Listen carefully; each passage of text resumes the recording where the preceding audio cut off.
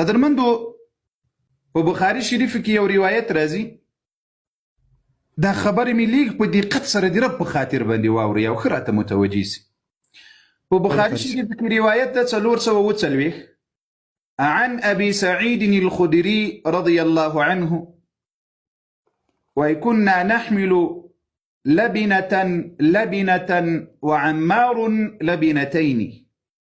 لبنتين فرآه النبي صلى الله عليه وسلم فينفض التراب عنه ويقول ويح عمار تقتله الفئة الباغية يدعوهم إلى الجنة ويدعونه إلى النار. قال يقول عمار أعوذ بالله من الفتن، أعوذ بالله من الفتن. نبي عليه الصلاة والسلام مسجد نبوي دي جوړېدا په وخت کې ابي سعيد الخدري رضي الله عنه واي موږ وای وخت را اخیستله، عمار به دوه وخت را اخیستلې. نو نبي عليه الصلاة والسلام ورته وویل د په بدن باندې خاوري ولې، نو د دغه خاوري رسول الله صلی الله علیه وسلم نه دنه لري کولې او ورته ویل سی وای ولې نه را اخلي. نو عمار رضی الله عنه ورته ویل سی یا رسول الله زه غواړم سی الله ډیر اجر ماته راکړي. نو نبی علیه الصلاة والسلام بیا دا ورته ویل سی عمار به یوه باغیه ډله په شهادت باندې رسوي، دوی به یې رابولي جنت طرف ته او هغوی به یې وربولي د جهنم طرف ته. اوس په دغه روایت کې روافض اعتراض کوي چې دغه باغیه ډله چې ده په دې کې معاویه رضی الله عنه ده.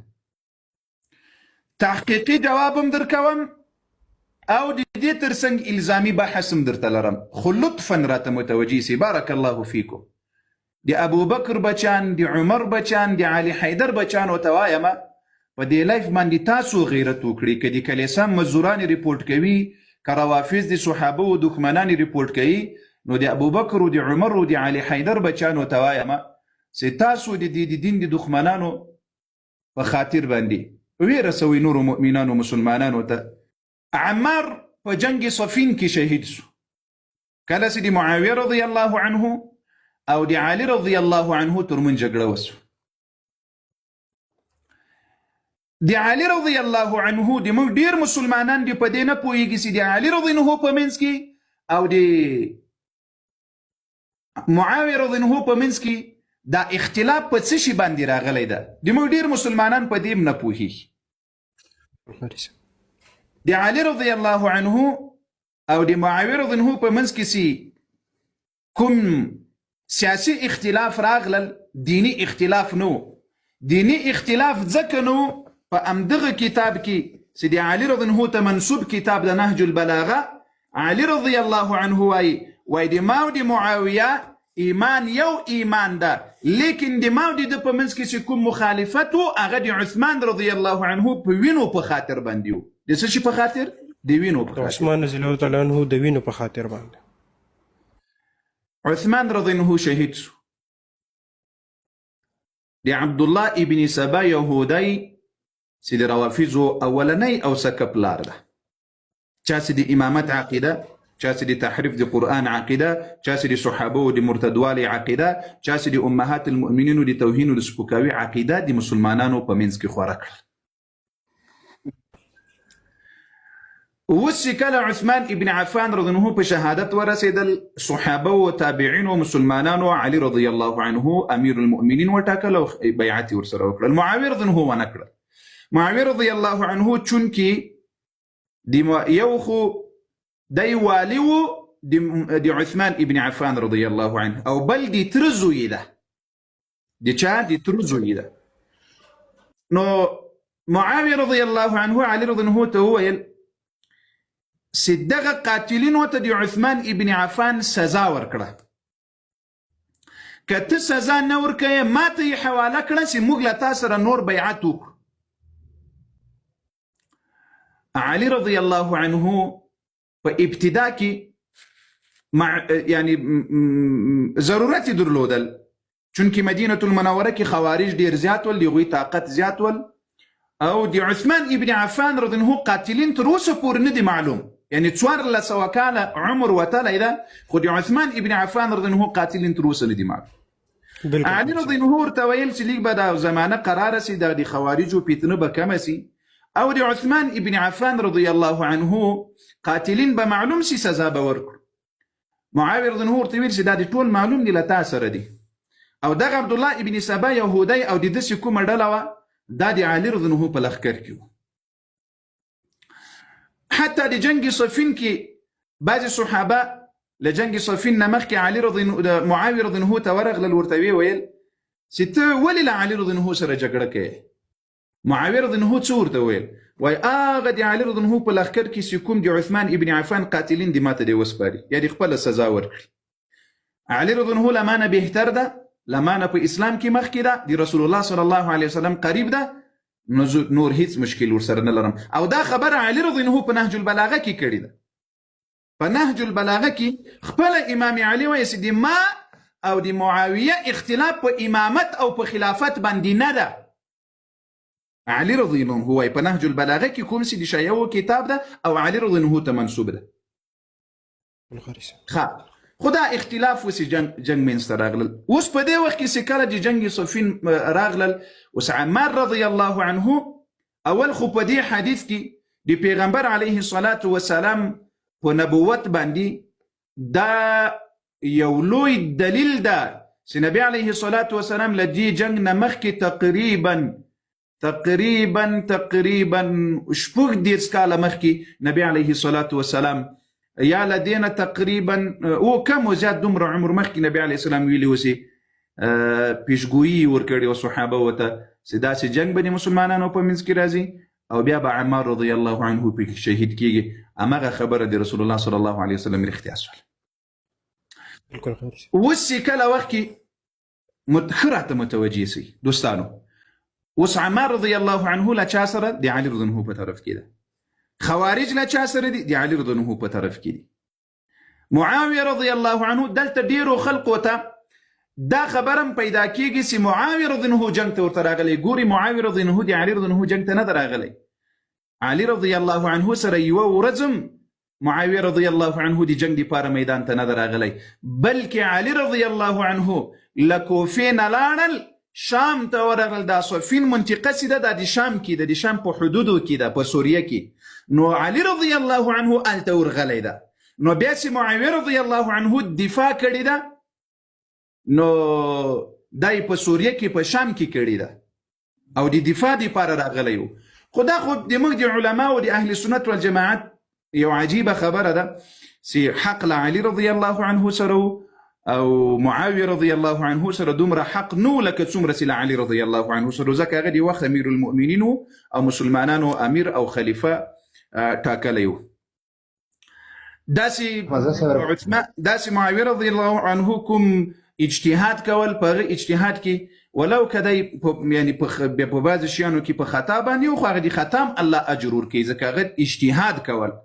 نو هغه اجتهاد کې د الله جل وعلا ټولو صحابه و ناراضي سي او الله جل وعلا د مو حشر له دوی سره وکړي. په دې خبره خو پوه شوه چې عمار رضی الله عنه په جنګ صفین کې شهید شو. اوس رافضیان وایي چې دغه باغي ډله چې وه دا یې په سر کې معاویه رضی الله عنه او څومره چې د معاویه رضی الله عنه په خوا کې خلق دا باغیان ودرېدو. اوس تر دغه ځایه خو خبره راورسېدل چې عمار چیرې شهید شو؟ عمار د صفین په جنګ کې شهید شو. کوم جنګ چې د علي رضی الله عنه او د معاویه رضی الله عنه په منځ کې و. تاسې اوس وګورئ داسې د خپلو عوامو ته د اهل سنت په کتابونو دروغ وایي. ویح عمار د رسول الله خبر ورته وګورئ. ویح عمار تقتله الفئة الباغیه. د معاویه رضی الله عنه نوم مو پکې واورېدل؟ د صحابه نوم مو پکې واورېدل؟ ښه، اوس به د باغي ته راشو. باغي چاته ویلی کېږي؟ ګورئ هر بغاوت کفر نه وي. لکه الله جل وعلا وایي أعوذ بالله من الشيطان الرجيم وإن طائفتان من المؤمنين اقتتلوا فأصلحوا بينهما فإن بغت إحداهما على الأخرى فقاتلوا التي تبغي حتى تفيء الى امر الله. کدی دو مؤمنانو و ان طائفتان من المؤمنین راته متوجه سي اې د زړه سرونو چې دا شبهات داسې درته جواب کړم چې ټول عمر بیا روافض درته چړم ونه کړي دی الله په فضل و کرم سره. کل قاری صاحب ګوري دغه جنگ نه ده جنگ صفین سیدی علی رضی الله عنه او د معاویه رضی الله په منځ کې سوی د دې پیشګویي رسول الله صلی الله علیه وسلم شپږ دیرس ودیرس کاله کم وضعیت مخکې ورکړی وه. په بخاري شریف کې روایت ده پیغمبر علیه الصلاة والسلام حسن علیه السلام مسجد نبوي ته راغلل. کله چې راغلل رسول الله ورته ویل وای ان ابني هذا سید ولعل الله ان يصلح به بين الفئتين من المسلمين. پیغمبر علیه الصلاة والسلام حسن علیه السلام ته ویل وای د ما دا بچی سید ده او په راتلونکي زمانه کې به الله جل وعلا د ده په لاسونو باندې د دوو لویو ډلو د مسلمانانو په منځ کې روغه جوړه کوي. متوجه سي راته ای مسلمانانو ای عام و غیرتمن و شیو سلیگ عقل لري لیگ شعور لري. دا بخاری کې دا روایت ده. رسول الله وای صلی الله علیه وعلى آله وسلم سیدی حسن علیه السلام په لاسونو به د دوو لویو ډلو مسلمانانو په منځ کې روغه جوړه کیږي. ښه دا روغه جوړه کله وسوه؟ کله چې علي رضی الله شهید سول او بیعت د مسلمانانو له حسن علیه السلام سره وسول او شپږ میاشتې خلافت وکړل. بیا شپږ میاشتې وروسته حسن علیه السلام راغلل له معاویه رضی الله عنه سره صلح وکړله او خلافت یې راواخیستل معاویه رضی الله عنه ته یې ورکړل او بیعت یې ورسره وکړل. شکر قاری صاحب ګوري رسول الله څه وایي د دوو لویو ډلو مسلمانانو په منځ کې دا ظالمان اوس په شبهاتو پسې ګرځي او د رسول الله خبره نه مني چې رسول الله د معاویه رضی الله لښکر ته مسلمانان ویلي او د علي رضی الله لښکر ته مسلمانان ویلي. بین الفئتین من المسلمین دا یې نه دی ویلي من المنافقین، دا یې نه دی ویلي بین المنافقین والمسلمین، دا یې نه دی ویلي بین المنافق والمسلم، دا یې نه دی ویلي بین المنافق والمؤمن. رسول الله څه وایي؟ بین الفئتین من المسلمین. الله الله الله. ښه اوس راځو شبهې ته راځو. پیغمبر علیه السلام دا خبره وکړله چې د دې مسلمانانو په منځ کې به روغه جوړه کړي. ښه عمار رضی الله چا دا یوه ډله وه، دا ډله په چا کې وه؟ دا د معاویه رضی الله په لښکر کې وه او د علي رضی الله په لښکر کې وه چې جنګونه غوښتل او دا فسادګر ول. د دې له لاسه عمار رضی الله شهید سول. ښه دا فئه سوه، ګورې فئه باغیه فئه یو خو که په عام شکل راواخلي چې د دوو مسلمانانو په منځ کې جګړه وي، یو به په حق وي بل به باغي وي، خو دا بغاوت په هر وخت کې نه کفر وي نه منافقت وي. بالکل خالص. هر وخت کې نه کفر وي نه منافقت وي. کله کله ګناه وي لیکن د دې مطلب دا نه ده چې هر بغاوت کفر وي. بالکل خالص. دغه ډله چې اوس د معاویه رضی الله په لښکر کې وه او یا د علي رضی الله په خوا کې وه، چا چې دغه جنګونه غوښتل یا جنګونه جوړول یا یې عمار رضی الله شهید کړل. اوس ګورئ په مجموع الفتاوا کې شیخ الاسلام ابن تیمیه رحمه الله او همدغه شان په منهاج السنه النبویه کې شیخ الاسلام ابن تیمیه رحمه الله هغه څه وایي؟ وایي کله وخت چې عمار رضی الله عنه باندې ګزار وسول، ګزار یې ورباندې وکړل، نو عمار رضی الله عنه په خوا کې یو څوک ولاړ ول چې د معاویه رضی الله طرف ته یې کنځلې کولې او د نفاق نسبت یې ورته وکړل چې د منافقینو لخوا. عمار رضی الله عنه زخمي ده، شهید سوی لعنه ده. څه ورته وایي؟ وایي مه چوپ سه، دا خبره مه کوه، هغه مسلمانان د موږ مسلمانان یو، د هغو رب د موږ رب یو ده، د هغو نبي د موږ نبي یو ده، لیکن له دوی نه د اولی الامر په خلاف باندې چې دوی راوتلي دي بغاوت جیني سوی ده، دا بیله خبره ده، دا د ګناه کار ده. لیکن څه ورته وایي؟ له شهادت نه مخکې عمار رضی الله عنه وایي ګوره بل څوک منع کوي، وایي کنځلې لا مه ورته کوه، خپله عمار رضی الله عنه. الله اکبر. دا په مجموع الفتاوا کې او په منهاج سنه نبویه کې شیخ الاسلام ابن تیمیه وایي. اوس راځو بل ځای ته، اوس راځو که چیرې د عمار رضی الله عنه الزام